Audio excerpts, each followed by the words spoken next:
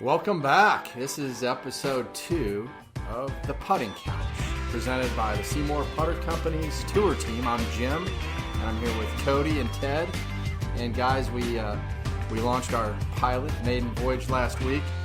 Talked in a lot of generalities about what we think we might be able to accomplish, with discussions about all things putting, and really, it was amazing the feedback we had. People did find us.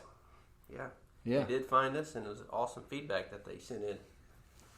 So we heard from a lot of you out there, and it's fantastic. We're going to try and incorporate it into our notes. So it looks like we already probably have a year's worth of future podcasts already lined up. There's so many things to talk about, and I think today we're gonna talk about again, just to put an emphasis on why putting, what part of the game this really is. And I took a few notes, and let's all kick in. But I know, they talk about putting. Just this morning they were talking about Tiger Woods' round yesterday, and they said he had 10 putts inside of 10 feet, and he made 4. I mean, that's the best player in the world coming off of a major championship. If you look at various stats, I mean, there's some stats that show that the average avid golfer takes 34 putts around. Putter used definitely 40% of all shots. Another 20% is 100 yards and in wedges, so 60% at short game. The USGA says that the average male golfer, if he counts them all up, shoots 98 to 99 and has 40 putts in a round. And PGA Tour pros, they only make 50% of their putts from 8 feet. So those are some things that I'm just throwing out to establish again that there's a lot of work can be done on putting. Cody, what are some of the things that you've thought about? Well, I think it's when people get frustrated with a game very often, right? Is putting, but we get over it. And we have we feel like from such a short distance we should be more than good enough to make those putts at really any level of golfer. But we were talking about early, if you look at some of the stats that are out there, the average 18 handicap or someone that shoots around 90 is more likely to 3-putt at 20 feet versus make it. So it shows you how difficult it can be. And like you said, I mean, from 8 feet, the average tour pro only makes about 50% of their putts, and they're putting on the best surfaces in the world. While those are great greens and they're undulated and they're difficult, they're still the most purest surfaces that golfers play on. So it just shows you how difficult it can be. And I think there's components of it that help us make it easier, relying on fundamentals and speed control help us to reduce putts. I mean, those golfers are obviously having a lot of 3 putts, so I think there's things out there that they can work on in order to help influence better speed control and better aim, better precision off the face. So, and obviously, I mean, at the highest levels, we do see this a lot too. Is that it's not really just about putts per round, because obviously, if you're really, really good with the wedge, you're going to end up with a lot of shots sort of around the green, whether you're in bunkers, whether you're on the fringe or the rough, and obviously the closer you get that final shot to the green, the better your chances. But 20 feet, I mean, 50-50 whether you're going to 1-putt or 3-putt. So how do people go about improving in putting? I mean, just besides going and getting fit, which we're going to talk about, just in terms of the practice. I mean, what should they do? How often should they do it, and how should they break it down? Well, I think that's a great key, right? Is practice. You got to put more time into it. You see how much time the tour players put in it. Yet we're an average golfer, and we go out and we expect to putt well, but we don't put the time into it. And that's like anything. You have to put the repetitions in to form better and new habits. So, I think having the right practice plan means a lot. How do I go out and practice? Again, I think there's 3 great keys in order to be a good putter. One, you have to have control over your speed. 2 is you got to aim the putter reasonably well. 3 is you have to start the ball on line. And so there's some practice plans that you can put in place, and I think a lot of that is just getting the feel of the greens you're on and spending more time around the green hitting putts. But I mean, one of the the neat things is like you have all these stats out there and talking about the hole size and speed control, which we can get more into. But there's so many good drills out there that you can do in order just to improve, no matter what putter you're using or what style you're using. I think it comes down to just putting more time into it. It's interesting, Cody, because you talk about all those things that are components of great putting. And, the other thing you didn't even mention is I guess it's theoretically possible for somebody to master all of those components of putting and still not be a good putter if they can't read the greens. Absolutely. So that's, there's so many factors involved. And Ted, you've been out working with players on tour. I mean, what are some of the drills that you see the best players in the world use on a regular basis that maybe, we should all think about this afternoon going out and spending a little time practicing ourselves? Well, one, probably one of the better drills is where you have the simple ladder drill that people use, on a straight putt. You can you walk out 10 feet, 15 feet, 20 to 25 feet. You put tee on the ground at each of those spots, and then from behind the cup, you place a club 2 feet behind it, and then you have on either side of the cup, you have 2 tees that are the same length of the club. So if you can picture, a rectangle back behind that cup. And so you want to putt, you can putt 3 balls from 10 feet, and your goal is, naturally you would like to make it, but you want to get it past the hole, but without hitting the club. If you make it, you get 2 points. If you get it within that rectangle, you get 1 point. If you hit the club or you come short, you don't pass the hole or the tees, you get a minus a point. You do that 3 times, and you work your way back to 15, 20, 25 feet. And ideally, you want to try to get it within that rectangle box just to work on your speed. It is a great drill that, you can use it on all sides of the cup. So, you have a left to right break, right to left break, uphill, downhill, and you just work your way around. And you can spend, 15, 20 minutes doing that, and it's before long you get accustomed to it and you start to get in a program. So every time you go out there, now you have a method or some type of a system that, instead of just throwing 3 balls down and just knocking whatever, now you have an idea of something to work on. I think that's a great drill and we see a lot of guys on tour that do that drill, but your feel changes every day. You wake up, you feel different. It's a great drill to recalibrate your feel from when you go out to the golf course. If you play the same golf course, or obviously if you play a different golf course, and you play a lot of different golf courses throughout the summer, it's really easy to sort of help you calibrate for that day. And speed control, we've talked about a little bit right now, but it's being so important. I was talking with a student the other day and hear about it is, the cup's 4 1/4 inches across, right? So, with perfect speed, you can use the absolute biggest, most surface area of the cup. So the ball's got to fall in. If you just had dead weight speed, you can use the entire surface area of the cup. But if you hit it 3 feet past, with that kind of distance, you're going to shrink the cup. It goes from 4 1/4 to I think around 1.5 inches in size. So if we say perfect speed is around 12 inches past, that means we're getting the putts to the hole, but we're not running it too far past, or we're not leaving a lot of putts short, because obviously we're not going to give ourselves enough. We're not going to give ourselves the opportunity to make it. If we say 12 inches past is the perfect speed, and we say, okay, well, 12 inches past the perfect speed, but we hit it 3 feet past, just the difference in that is like shrinking the hole about 45%. So it gives you an idea to wrap your mind around how important not only is setup and alignment and starting the ball in line is, but speed control. So that's interesting because, again, one of the old myths or wives' tales that you hear, of course, is that, 0% of the putts, that don't get there don't go in. And yes, that's true. But I guess what I'm hearing is that over the course of 18 holes, and you're trying to minimize your putts and improve your score, that you might be better off leaving a couple putts short in the name of in the name of not ramming them by, and maybe having a few fall in that are at the right speed. So I know some tour players have different theories. Some of them still are very aggressive because they feel like they can make that 3-footer coming back. But it's not even just about that. As you said, if it's going too fast, you now take the edges away because nothing's going to fall in at the edge. It's going to burn the edge. So that's interesting food for thought. And I have talked to players before on tour who I expected all of them would embrace, I have to get it, I'm fine if I hit it 3 or 4 feet by because I can make 3 or 4 footers and I give myself a chance to make every one of those. but they've seen the statistics, Cody, and they don't want to shrink the hole. So a lot of them tell me the same thing. No, I'm trying to get it just to the hole. Right, and that just gives you have a wider cone of acceptability to make the putt. Now, are we going to be? We're obviously human and we have error, right? Are we going to be that precise?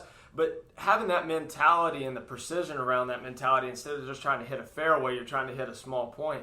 Really, it just requires a little bit of extra focus, and a little bit of extra focus in that area of the game can make a lot of difference. And having 40 putts versus 35 that round, that's a quick, 5 shots that you just knocked off.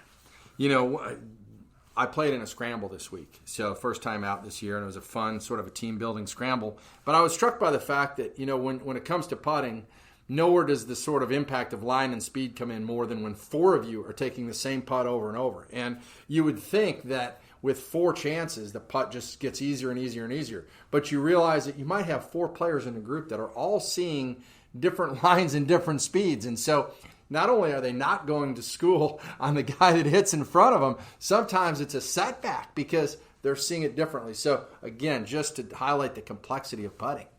No question. And it's, that is absolutely right. You can take different lines, and I think under certain scenarios that's absolutely, fine. And it just shows you how precise you have to be. And again, green reading. So as I think your speed gets better, it can control how you read greens and help you to be more effective in that area. Ted, what about in terms of having fun out there while practicing? What are some of the other drills that you've seen, even at the tour level, where maybe instead of being monotonous, practicing putting can actually be some fun? You can always play 21. So you have 2 holes that are 15, 20 feet apart.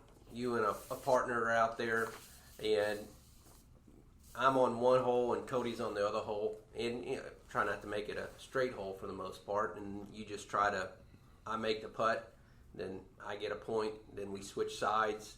Cody has a try, and you just keep on going back and forth till you get 21. You can have something along those lines. So you're each at a hole putting towards each other. Right, but you only have one ball, so you would stay at that particular hole until someone makes it. Gotcha, okay. And then once you make it, then both of us would switch. Gotcha. And so after a while, you would think that it'd get easier and easier, but again, you're just honing that putt and trying to get the speed right, trying to get the break right. So it's just a fun little game to get to. We do that every now and then. Cody and I go out there over here at the little course and play that game. So it's just a nice, fun way to practice your setup every single time, your putting stroke, your speed, but also you're doing it with the buddy. So is it practice? Yes, it is practice, but in a roundabout way, we're having fun doing it. Rob Aiken, I don't know if you remember this. We were out at Spring Creek Ranch, and he's the director of instruction out there, and it was a big member guest tournament. And I saw something. He did a little experiment that was actually really, really interesting. He had a massive downhill putt that was about 50 feet long, and he went to each side of that putt. So there was a hole at each end of the 50 feet. So one of them was just a 50-foot straight up the hill putt, and then the one coming back was same 50 feet coming straight down the hill. And he asked a group of 100 players standing around there, which one's going to get to which putt is going to get to the hole first, right? The one straight down the hill, screaming fast, right? Or the one straight up the hill. And of course, 99 out of the 100 people raised their hands and said that it was a downhill putt. And then, of course, he took that downhill putt and he rolled it. And the speed that thing had to be going at to actually have a chance to go in and get close to the hole was the slowest putt you've ever seen. And seconds were ticking off on the straight downhill putt. 1,000, 2 1,000. It ended up being 2 to 3 times longer for the ball to get there on the downhill putt than the uphill putt. And it was just one of those funny things that I think just showed another parameter of, those downhill putts and touch, you're not going to hit it very hard. And you've got to visualize that. So you have to come up with practice that allows you to visualize the speed. Yeah, there's another one that, I don't know, we have done with Russell Knox a few times with the perfect putter that, and we call it the Knox drill, Fort Knox drill. And so on the perfect putter, they have a number system. And so you could drop it from 5. And so we would drop it from 5, and wherever that ball would end up in the cup, right, that's where he would mark the tee.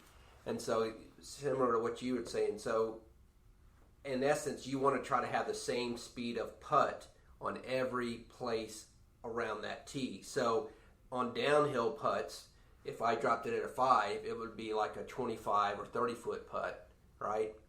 But if I dropped it at 5 on an uphill putt, it would be more like a 6 foot or 7 footer along those lines. And so we just did that around a circle, and hopefully the idea was you're going to use the same stroke, same tempo, but you would see that, okay, from the shorter putts, this is where the ball is going to end up. From the longer putts, this is how it's going to end up. So it's a fun little drill that we would try to make going around in a circle. So he's got the same stroke in his mind for an 8-foot uphill putt as he has for a 30-foot downhill putt. Exactly the same stroke. Mm-hmm. Again, a lot to think about.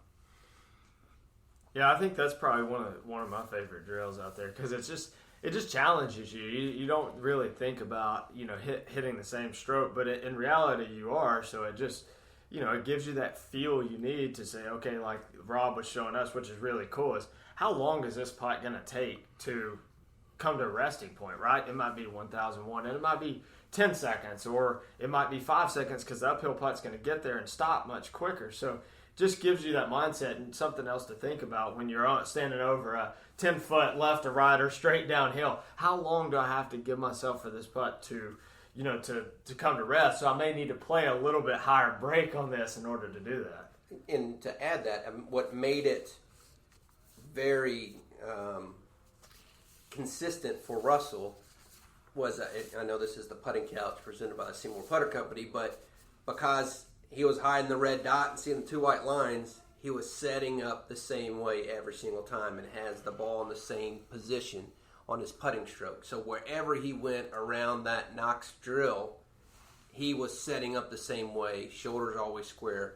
So he knew what that stroke felt like from all 20 different putts that he was going along the line. So I mean, it's hard to have a break, know what the break is. It's hard to know what the speed is for every single putt. You're playing on different greens all the time, but the one key consistent factor in all that is that he was setting up the same way. He got comfortable over that 30-foot putt just like he got comfortable over a 5-foot putt. Cody talked earlier about practicing. There are times when we don't have a whole lot of practice, and we jump from the car and hit a few balls on the driving range, and we just wave to the putting green. Well, because I use that SeeMore putter, and we use that SeeMore putter, we get to that first hole, we feel comfortable getting on that green because we actually been there before. The quote I use all the time is, this putter makes you feel like you played golf yesterday, just because you're setting up the same way. And so, the SeeMore putter, I mean, we always say the SeeMore putter helps to solve a lot of the variables in putting that'll allow somebody to start practicing and playing better. Going back to the myths, some of the myths that people have, because, I mean, I think one of the biggest issues, Cody, is that golfers have a very limited belief system a lot of times in putting, and they maybe have read one or two things, and there are a lot of articles out there on putting and how to putt and what have you. But, I mean, one of the guys that is really at the top of our global SeeMore teaching system, and really the guy that we all lean to every single day is Pat O'Brien, the director of instruction down at Lakewood down in Dallas, Texas, and really SeeMore's first tour director, who parlayed that into becoming one of the great putting coaches on tour. Really, in the days before, it was something that we expected to see, and Pat was out there working with guys like Zach Johnson and Vaughn Taylor. But Pat's always said there's some putting myths out there that it helps right off the bat to get out there. And Pat's 3, and we'll get Pat on himself, so I don't want to get too much into the specifics of his belief system. But, one was where you grip the putter. I mean, in kind of grip it in the hands or grip it out in the fingers. And then the next two, the eyes out over the ball. It seems like so many golfers come to us and say, well, I'm trying to get my eyes out over the ball. I'm trying to get my eyes out over the putter. And, some people even go beyond that and have their eyes even on the outside of the putter. Well, I know Pat has always believed, as we do, and as it seems like most players on tour now believe, is that the eyes really are going to be a little bit inside of the ball. Okay, so that's a myth. If you're out there thinking that your eyes need to be out over the ball, you're probably practicing the wrong things. And kind of hand in hand with that goes straight back and straight through versus an arc. And that's probably the number one thing out there is everybody sort of first and foremost feels like they need to identify themselves as, well, I'm straight back and straight through, or I'm on an arc. And we're not necessarily sure that that's as much as of a simple, black and white area as it seems. So, I mean, Cody, what are some of the thoughts and some of the issues with that mindset of I'm either straight back and straight through, or I'm an arc putter?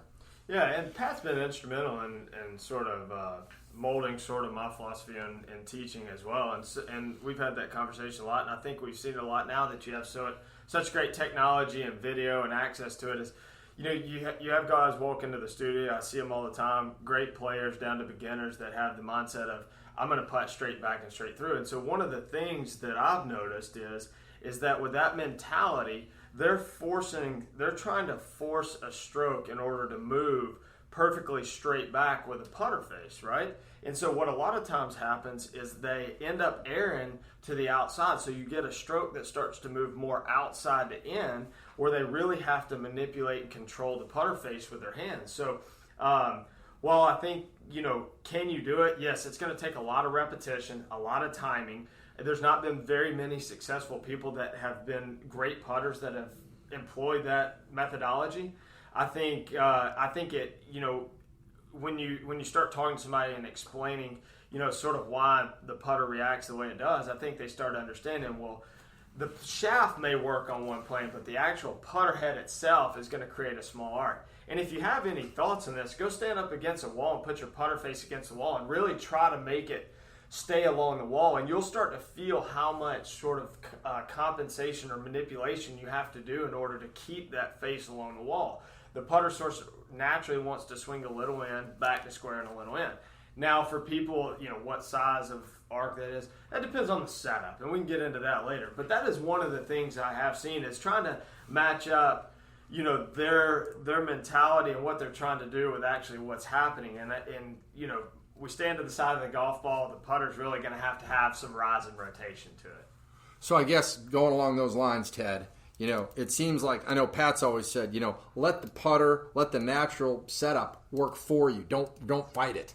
Exactly. He always says you don't enforce your will on the putter, and because that's due to setup, to the length of putter. I think a lot of times when people say straight back, straight through, they're trying to have the putter face as square as possible to the target line. And so when that happens, if you look at it, and Pat explains it too, is that when this happens, the putter head goes back so low to the ground that if you don't physically bring that putter head back up through impact, the dreaded Y word comes into play. And so I think that's where people thought, okay, if I can try to go as straight back as possible and straight through as possible, that putter face is always staying square. Well, we don't hit our drives that way or our iron shots that way. So like Cody says, there's got to be a little bit of art going into that. However, when that happens, okay, because people, and again, I'm going back to the SeeMore putter, why it's so good is our ball position is always in the same spot. So if you're going straight back, straight through, you're thinking that if I make an arc stroke, my putter head is not going to come square to impact every single time. So in order for me, in my mind, to make that work, I got to manipulate my hand straight back and straight through, where their ball position is always different. Sometimes it's middle stance, sometimes it's left toes. It always changes for every single putt. And so they can never get a consistent feel, roll, sound coming off that ball. Because that red dot's hidden, that putter face is going to come through dead square every single time, and ball position is going to be just fine. And so now you have that stroke like you would with a pure driver swing or wedge swing where the ball is just coming through in the same feel, roll, and sounds coming off that ball every single time. A lot of our listeners were around during the the recent debates over anchoring. And if you remember, one of the main methods that started getting employed more and more and more with junior golfers and with instructors and with tour players was what they call the belly putter. And, the belly putter, if you want to go out and replicate it right now, just grab a little bit longer club in your bag. Grab maybe your 5-wood or your 3-wood if you don't remember these days. And, stick it just above your navel, right? And just stand over in a comfortable position and just let that thing, just bring it back, with the end of the grip anchored in your body, and watch it come back and watch it rotate through. It's on a perfect natural arc, and every single time at the bottom of the arc, the club face is square, and that's essentially what happens in a perfect putting stroke as well, right? Well, and that's it. It's a consistent suspension point, or one point that it revolves around, whether it's the long putter, right, broomstick anchor, whether it's the belly putter, but it is working on an arc. And it's, if you connect those dots in terms of the backstroke, the lowest point of the arc, and then the follow through, and you put that on a plane, that's going to create your arc there. And I think that's allows golfers, if they can wrap their mind around that, to have a more consistent stroke time in and time again, and day in and day out, because it's just easier to repeat because you're not trying to control it with your smaller muscles. And actually, while it does come slightly to the inside and then it closes slightly to the inside, it's what we call, it's square to the plane at all times, right? The face is square to your path at all times during the stroke, and that's what requires you not to really have to manipulate the club face. So it's possible that if you're trying to employ an arc and you're overworking it, that's just as bad as trying to do the straight back and straight through, right? Because it means that you're actually artificially manipulating it.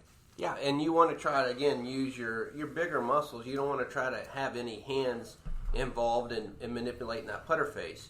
And so you can now, this would be another great topic, is we can talk about putter design, and how an offset, straight shaft, blade, mallet can help you or hurt you in that manner. And so again, by just allowing you to let that putter head come back, it wants to come back up and inside, back down and up and inside.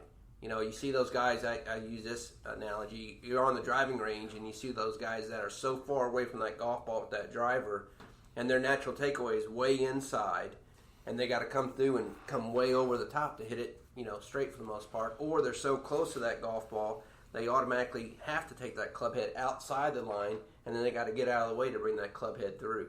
So we find that happy medium, and getting back to where you say with your eyes sort of just inside the heel of the putter head, that's where we like to see that putter. That's a great point, because I think one of the things that I've seen in the studio here a lot and with working with guys is that, we just talked about stroke path, but I think a lot of golfers would benefit, rather than worrying about stroke path, is worrying about setup. Because your setup and your fundamentals control a lot of the mechanics within your stroke. So if you try to get too tilted and get your eyes over the golf ball, and let's say you just err on the outside and your hands sort of get trapped and restricted, well, that's going to force the path a little higher and steeper into the outside. So really working on setup and trying to control your setup can allow you to have a more consistent, free-flowing stroke that may work on an arc, but you may not have to force it.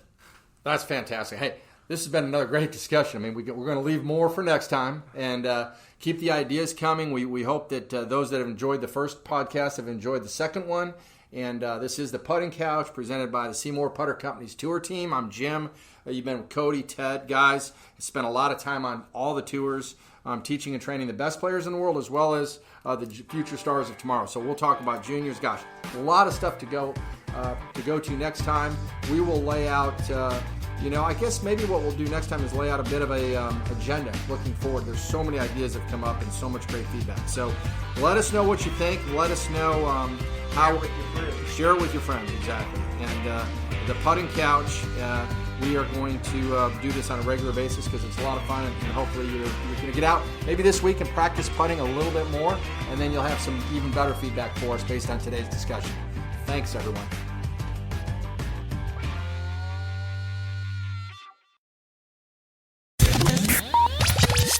We appreciate you joining us.